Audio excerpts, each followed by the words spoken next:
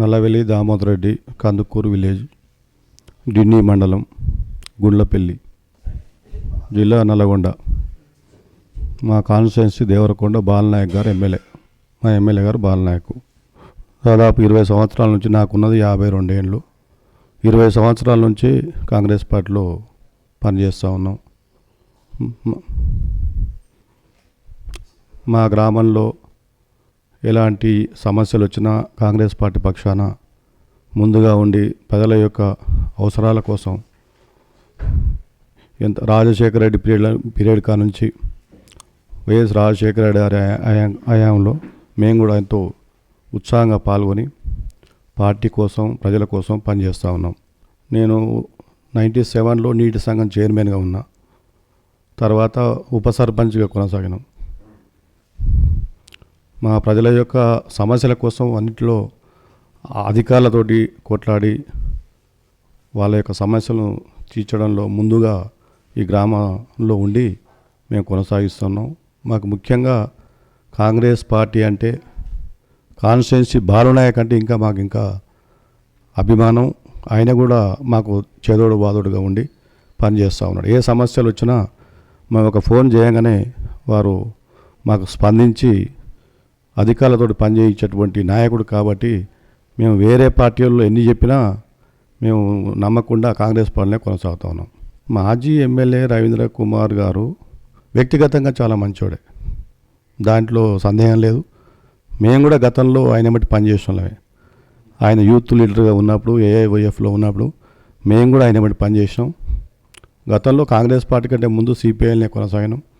వ్యక్తిగతంగా మంచోడే, కానీ ఆయన దగ్గర ఉన్నటువంటి వ్యక్తులు కొంతమంది ఆయన తప్పుదారి పట్టించి పాపం వేరే సంకేతాలు తీసుకుపోయి ఆ రకంగా చేసారు తప్ప ఆయన వ్యక్తిగతంగా మాత్రం ఒప్పుకోవచ్చు. దాంట్లో ఓటమి కారణాలంటే ఇప్పుడు ఈ రోజుల్లో గతంలో సిపిఐ భావాలు ఉన్న వ్యక్తే, సిపిఐ ఉన్న గుణగణాలు ఉన్న వ్యక్తే, కానీ కొంచెం ఆర్థికంగా ఏమవుతుందంటే అధికారం రాగానే కొంచెం ఆయన సంపాదన అనేది ఆశ పుట్టి కొంచెం అక్కడ బాగా ఆక్రమించుకొని వ్యక్తులు చాలా నమ్మలేదు. ఇక ఈయన కూడా ఆ రకంగా పోయిండా ఏంది అనేది, ఆ రకంగా ఆయనకు ఫెయిల్ అయ్యిండు. 6 గ్యారంటీలలో ఇవాళ ఉన్నటువంటి మన ముఖ్యమంత్రి రేవంత్ రెడ్డి గారు చాలా స్పష్టంగా చెప్పిండు. 6 గ్యారంటీలలో ఇచ్చినటువంటి గ్యారంటీల్లో ఫస్ట్గా ఉచిత బస్సు సౌకర్యం కల్పించిండు. రేషన్ కార్డులో దరఖాస్తులు పెట్టించిండు, అవి కూడా కొనసాగుతూ ఉన్నాయి. రైతు రుణమాఫీ అనేది ఇప్పుడు ప్రధానంగా నడుస్తూ ఉన్నది. ఏదైతే 2 లక్షలు రైతు రుణమాఫీ చేస్తామని ప్రభుత్వం చెప్పింది, ఆయన కూడా సక్రమంగా రైతులకు ప్రతి రైతుకు అకౌంట్లో పడాలనేది మన ప్రభుత్వం రేవంత్ రెడ్డి గారి ఆలోచన. దాదాపు అందరికి పడ్డాయి, కాకపోతే 25% ఇక పడలేదు. రైతులు కూడా మేము చెప్తా ఉన్నాం, కొంచెం సమయం పడుతుంది. ఏదో ఆధార్ లింకు, ఫోన్ లింకు ఏదో లేక కొన్ని ఆగిపోయినాయి తప్ప ప్రభుత్వం ఖచ్చితంగా ఇస్తున్నది ఇస్తుంది. మేమైతే నమ్ముతా ఉన్నాం దాన్ని. ఎస్సీ వర్గీకరణ కానీ, బీసీది కానీ ఏదైతే అనుకున్నారో దాని ప్రకారంగా కొనసాగాలని మా ఉద్దేశమే. అందరూ సమానత్వంగా ఉండాలనే ఆలోచన, మా అభిప్రాయం అయితే దానికి ఏకీభవిస్తాము. కేంద్ర బడ్జెట్లో ఇక్కడ ఒక్కటే ఉన్నది సార్ సమస్య. ఇవాళ ఈ తెలంగాణలో బీజేపీని నమ్మి 8 సీట్లు గెలిపించిన కనీసం నరేంద్ర మోడీ గారు తెలంగాణ మీద కనీసం ఏంది, ఇప్పుడు ఇంతమంది ఎంపీలు గెలిస్తే కూడా బడ్జెట్కి ఇంత కూడా కేటాయించకపోవడం చాలా అన్యాయం సార్. అది ఏమనంటే మరి ఇంతమంది 8 మంది ఎంపీలు గెలిచినా కూడా మీరు కనీసం ఎంపీలన్నా మోడీ గారిని ఏంది తెలంగాణలో ఇంతమంది మనం ఉన్నాం, తెలంగాణను ఆదుకోవాలని, తెలంగాణకు బడ్జెట్ కేటాయించాలని ఆలోచన అయితే వారు ఎందుకు ఆలోచిస్తలేరు. మేము దాన్ని ఖండిస్తున్నాం.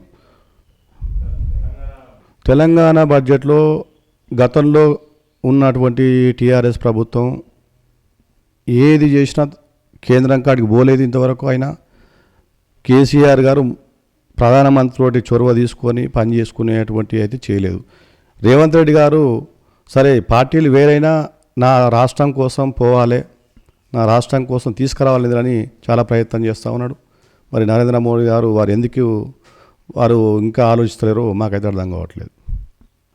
ఎస్సీలకు, బీసీలకు, విద్యార్థులకు, వైద్యానికి ఎక్కువ ప్రాధాన్యత ఇచ్చాడు. దాంట్లో ఇప్పుడు మాత్రం రైతులను ఆదుకునే దాంట్లో మొదటగా రేవంత్ రెడ్డి గారు చొరవ చూపుతూ ఉన్నాడు. బట్టి విక్రమార్క గారు కూడా చాలా స్పష్టంగా చెప్పిండు. బట్టి విక్రమార్క కానీ, వ్యవసాయ శాఖ మంత్రి కానీ, పొంగులేటి శ్రీనివాసరెడ్డి కానీ చాలా స్పష్టంగా ఇప్పుడున్నటువంటి ఈ రాష్ట్రంలో మంత్రివర్గం చాలా టీమ్గా ఉంది. ఏ ఒక్క వ్యక్తి మీద కాకుండా ఒక టీమ్గా పనిచేయాలనే ఆలోచనతో చేస్తూ ఉన్నారు. తెలంగాణ రాష్ట్ర ప్రజల్ని ఏ విధంగా మనం మేలు చేయాలి, ఏ విధంగా చేయాలనేది ఒక టీమ్గా కూడా మంత్రివర్గం బట్టి విక్రమార్క కానీ, రేవంత్ రెడ్డి గారు కానీ అప్పట్లాగా కేసీఆర్ లెక్క బాస్ కాకుండా రేవంత్ రెడ్డి గారు అందరికీ బాధ్యతలు అప్పచెప్పాడు. మీరు ఏది చేస్తే దానికి మనం ఆమోదిద్దాం, ఒక అహంకారం కాకుండా, ఆ రకంగా కాకుండా అందరం ఒక టీమ్గా పనిచేద్దామనే ఆలోచనతో మా ముఖ్యమంత్రి రేవంత్ రెడ్డి గారు మాకు సామాన్య ప్రజలకు కూడా అర్థమవుతుంది, ఊళ్ళల్లో ఉన్నటువంటి మాలాంటి వ్యక్తులకు కూడా ఒక టీమ్గా పోతురు, ఒక టీమ్గా బాగా పనిచేస్తున్నారు అనేది మాకైతే నమ్మకం ఉన్నది. ప్రజాపాలనలో దాదాపు ఎక్కువ రేషన్ కార్డులు, పెన్షన్లు,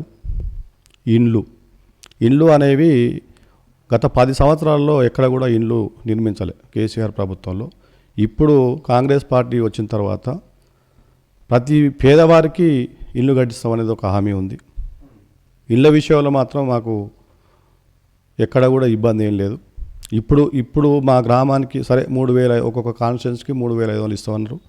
మా ఎమ్మెల్యే గారు 3,500 కాకుండా ముఖ్యమంత్రి దగ్గరకు ఇంకొక 1,500 ఎక్కువ తెచ్చుకుంటాను, కానీ ఎక్కడ ఇబ్బంది పడద్దు ఇస్తామన్నది. గతంలో డబల్ బెడ్రూమ్ అనేది ఒక స్కీమ్ పెట్టారు. ఆ డబల్ బెడ్రూమ్లో కందుకూరులో మండలం మొత్తం మీద కందుకూర ఇచ్చారు. ఇక్కడ ఒక 20 ఇచ్చారు. ఆ 20లో నేనే దాన్ని కట్టించిన.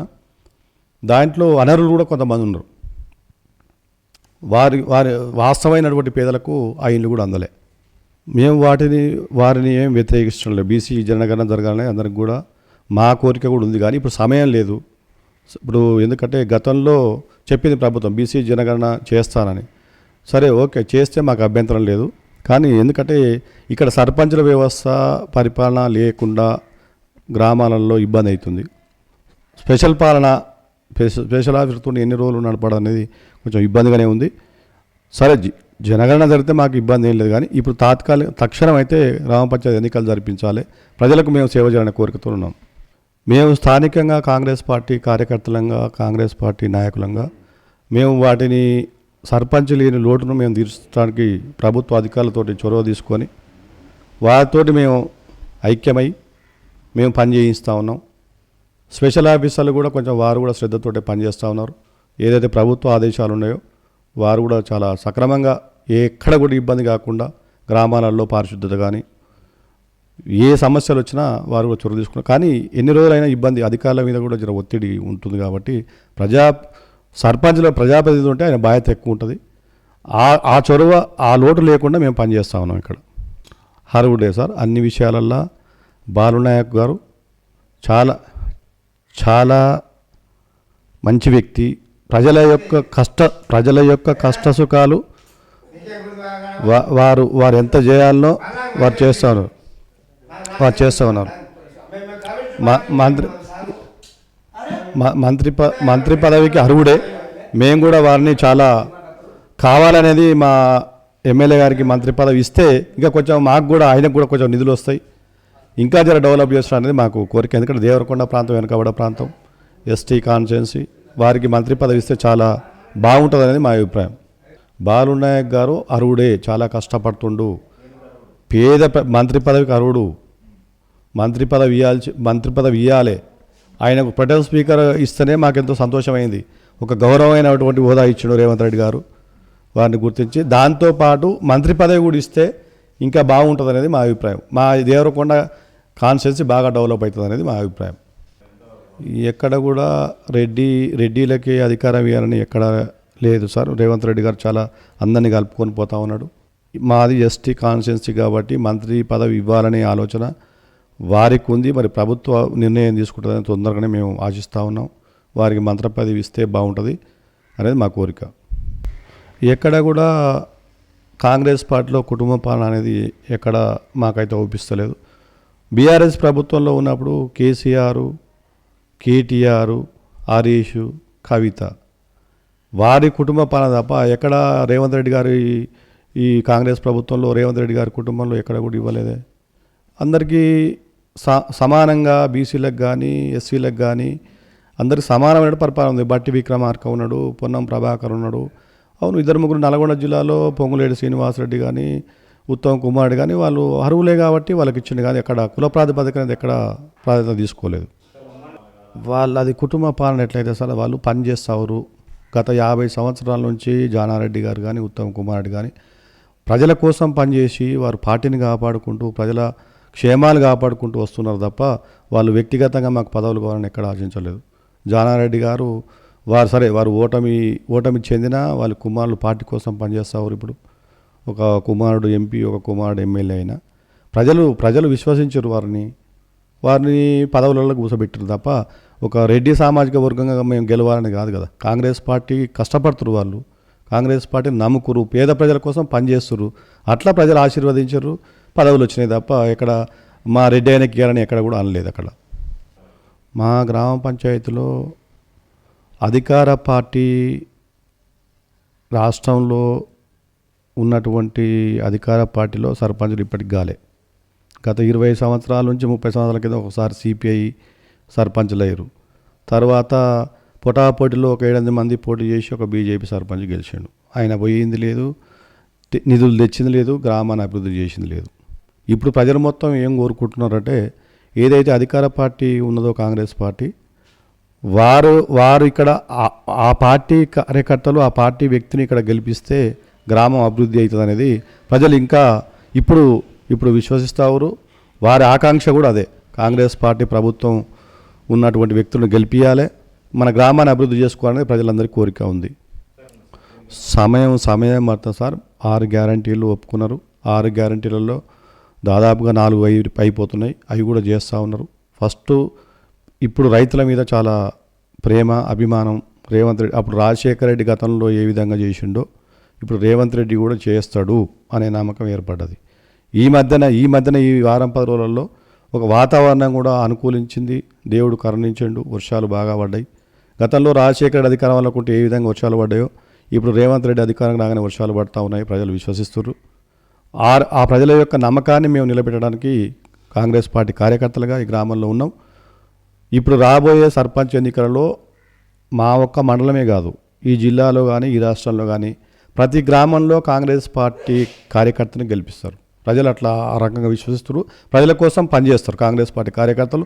ఈ తుఫాన్లో కూడా రేవంత్ రెడ్డి గారు ఒకటే ఆదేశం ఇచ్చారు, ఎక్కడ సర్పంచులు లేకున్నా ఏది లేకున్నా కాంగ్రెస్ పార్టీ కార్యకర్తలు తుఫాన్లో ఎక్కడెక్కడ ఇబ్బంది పడ్డా వారిని మీరందరూ ఆదుకోవాలి, ఆర్థికంగా ప్రభుత్వం సాయం చేస్తుంది, మీరు చేదోడు వాదోడుగా ఉండాలని చెప్పి మా ముఖ్యమంత్రి ఆదేశాలతో ప్రకారం మేము కూడా చేస్తూ ఉన్నాం. నిన్ననే మా ఊరిలో ఒక వాగు ఉంది, పెద్ద వాగు. ఆ బ్రిడ్జి కాడ కూడా ప్రాబ్లం అయితే జేసీబీలు తీసుకొచ్చి మండల అధికారులు వస్తే మేము స్వయంగా ఉండి, ప్రభుత్వం తర్వాత ఇస్తుందా ఏదా తర్వాత విషయం, మేము సొంతంగా డబ్బులు ఖర్చు పెట్టుకొని ఆ రహదారిని ఆ జేసీబీ పెట్టి మొత్తం క్లీన్ చేయించడం. ప్రజల కోసం ఆదుకోవడానికి మేము సిద్ధంగా ఉన్నాం. ఈ రాష్ట్రంలో కాంగ్రెస్ పార్టీ ప్రభుత్వాన్ని ఆశీర్వదిస్తున్నారు ప్రజలంతా. మేము కూడా యువకులకు చెప్తా ఉన్నాం, మా దగ్గర బెల్ట్ షాపులు ఉన్నా క్రమశిక్షణతోటి సరే యువకులు మొత్తం వాటికి ఆకర్షించకుండా డ్రగ్స్కు అలవాటు పడకుండా మనం క్రమశిక్షణతో ఉండాలని చెప్పి మా యొక్క అవగాహన వారికి కూడా చెప్తా ఉన్నాం. మా దగ్గర అట్లా ఏమీ లేదు.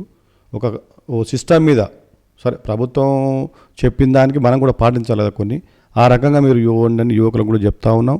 వారు కూడా కాంగ్రెస్ పార్టీని ఆశీర్వదిస్తారు. యువకులు కూడా ఓటర్లందరికీ ఫైనల్గా మేము వారి యొక్క ప్రజాపాలనలో ఇచ్చినటువంటి దరఖాస్తులలో ప్రతిదీ మేము నెరవేర్చడానికి సిద్ధంగా ఉన్నాం.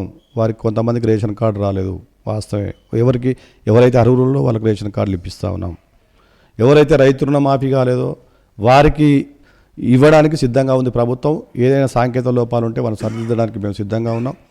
ఇండ్లు సరే పక్క అవసరం ఉన్నటువంటి అర్హులు ఎవరు ఆ వారికి ఇండ్లు ఇవ్వడానికి, రేషన్ కార్డు ఇవ్వడానికి, పింఛన్లు ఇవ్వడానికి ప్రభుత్వ పక్షాన మేము ముందుండి వాస్తవమైనటువంటి అర్హులు ఎవరో వాళ్ళందరికీ మేము ఇవ్వడానికి సిద్ధంగా ఉన్నాం. ప్రజలకు కూడా అదే చెప్తా ఉన్నాం. మేము గ్రామ పంచాయతీ పక్షాన సర్పంచ్గా గెలిచిన తర్వాత కానీ గెలిచినా వారికి చేసేటువంటి ప్రజల మొత్తం పనులు మేము చేయడానికి సిద్ధంగా ఉన్నాం. వారి ప్రజలు ఒక విశ్వసిస్తున్నారు ఏంటంటే నల్లవెల్లి దామోదర్ రెడ్డి ఎందుకు ఓటేయాలంటే ఇవాళ రేవంత్ రెడ్డి గారి ప్రభుత్వం ఉంది, కాంగ్రెస్ పార్టీ ప్రభుత్వం ఉంది. ఆయన కూడా ఊళ్ళో స్థానికంగా అందరికీ అందుబాటులో ఉంటాడు. ఆపతొచ్చినా సాపతొచ్చినా ఆదుకుంటాడు. ఏదైనా ఆఫీసులో ఏదైనా పని కావాలన్నా ప్రజలకు చేదోడు వాదోడుగా ఉండి వారి సమస్యలను తీరుస్తారు. కాబట్టి ఈయన ఉండాలి మాకు అనేది వాళ్ళు కోరుకుంటా ఉన్నారు. వారి కోరిక మేరకు మేము పనిచేయడానికి సిద్ధంగా ఉన్నాం. మా ముఖ్యమంత్రి రేవంత్ రెడ్డి గారి ఆదేశానుసారం వారు ఏది చెప్తే అది జవదాటకుండా ప్రజల యొక్క సమస్యలు తీర్చడానికి మేము సిద్ధంగా ఉన్నాం. అందుకనే ప్రజలు విశ్వసిస్తూ ఉన్నారు.